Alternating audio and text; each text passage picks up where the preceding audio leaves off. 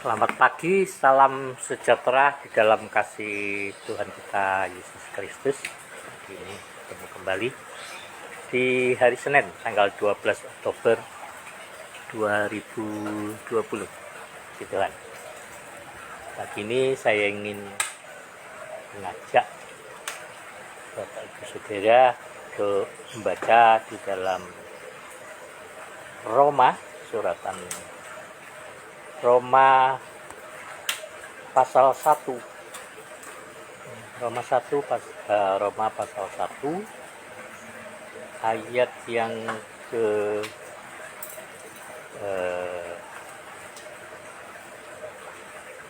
11 ya. Roma pasal 1 ayat yang ke-11. Sebab aku ingin melihat kamu untuk memberikan karunia rohani kepadamu guna menguatkan kamu. Saya teruskan, yaitu supaya aku ada di antara kamu dan turut terhibur oleh iman kita bersama, baik oleh imanmu maupun oleh imanku. Ya. Saudara-saudara, aku mau supaya kamu mengetahui bahwa aku telah sering berniat untuk datang kepadamu, tapi hingga kini selalu aku terhalang agar di tengah-tengahmu aku menemukan buah seperti juga di tengah-tengah bangsa bukan Yahudi yang lain. Puji Tuhan. Pagi ini saya ingin kita bersama merenungkan ya dari harapan Rasul Paulus ini bagi umat Tuhan yang ingin dia kunjungi, ya, yang dia rindukan untuk bertemu. Yaitu yang pertama bahwa dikatakan di dalam ayat 11, aku ingin lihat kamu untuk memberikan karunia rohani kepadamu guna menguatkan kamu. Jadi karunia rohani itu sebenarnya bertujuan untuk menguatkan iman kita.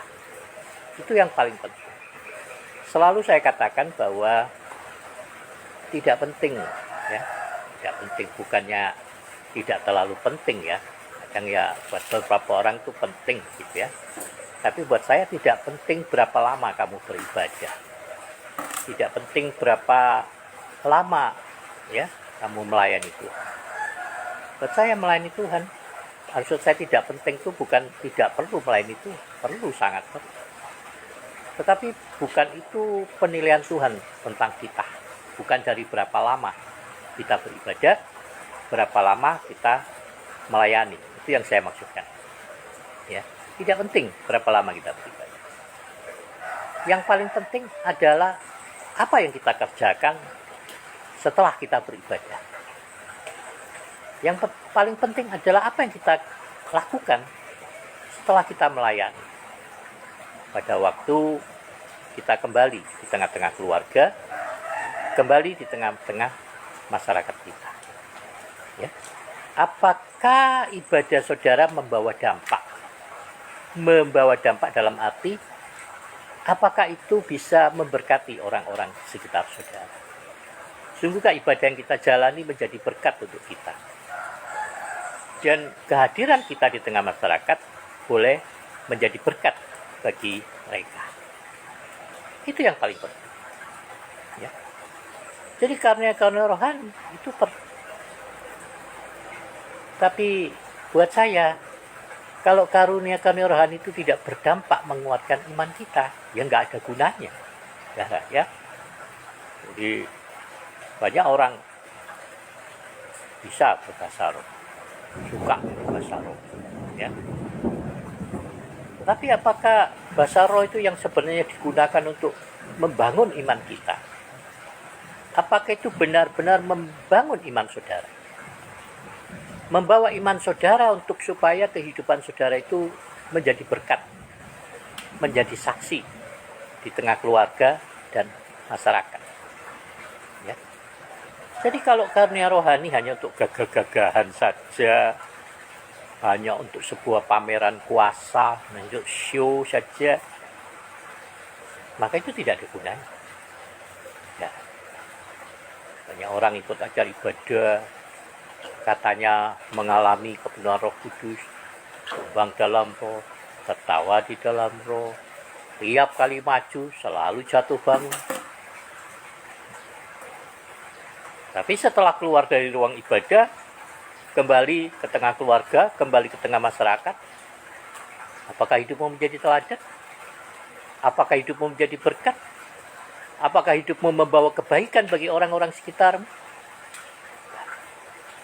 Seharusnya semakin lama kita mengenal Tuhan, maka kehidupan kita harusnya menjadi semakin lebih baik. Semakin lama kita mengenal Tuhan, seharusnya hidup kita semakin dipenuhi dengan damai sejahtera, semakin dipenuhi dengan sukacita. Tetapi yang justru banyak kita lihat, bahkan hamba-hamba Tuhan, malah penuh keluhan, sungutan. Ya, Facebook wall-wall postingan dipenuhi dengan sungutan dan keluhan.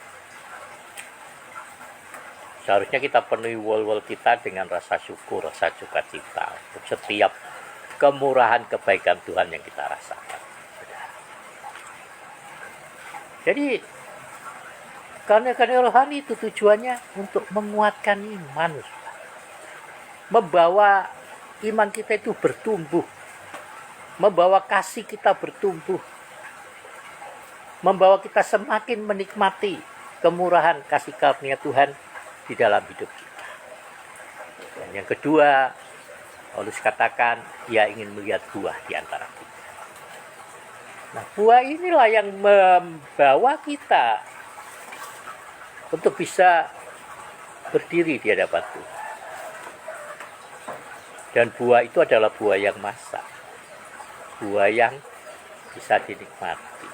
Itulah sebabnya saya katakan lalu bahwa kita itu jangan terlalu terburu-buru. Nah, ini gereja suka sekali terburu-buru menampilkan para petobat baru, memberikan panggung bagi para petobat baru. Apalagi kalau dari kalangan artis, dari mantan ini, mantan itu, wah suka sekali. Kita memposting di mana-mana, memviralkannya, kita bangga bahwa ada petobat baru dari kalangan artis dan mantan-mantan.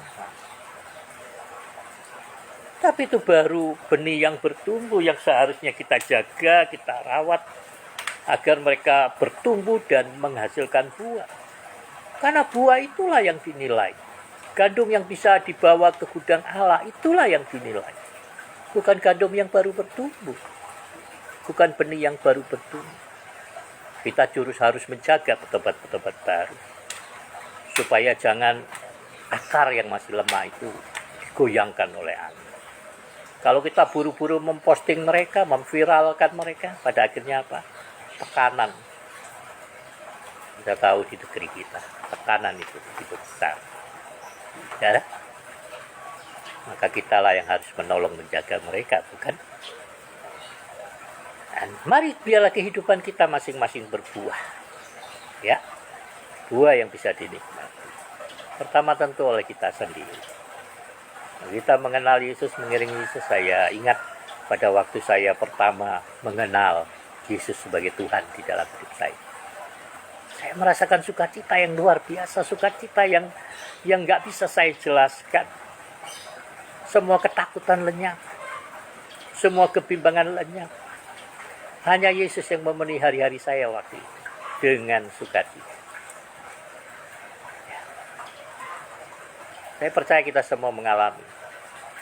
Tapi waktu berlalu dan kita bertumbuh.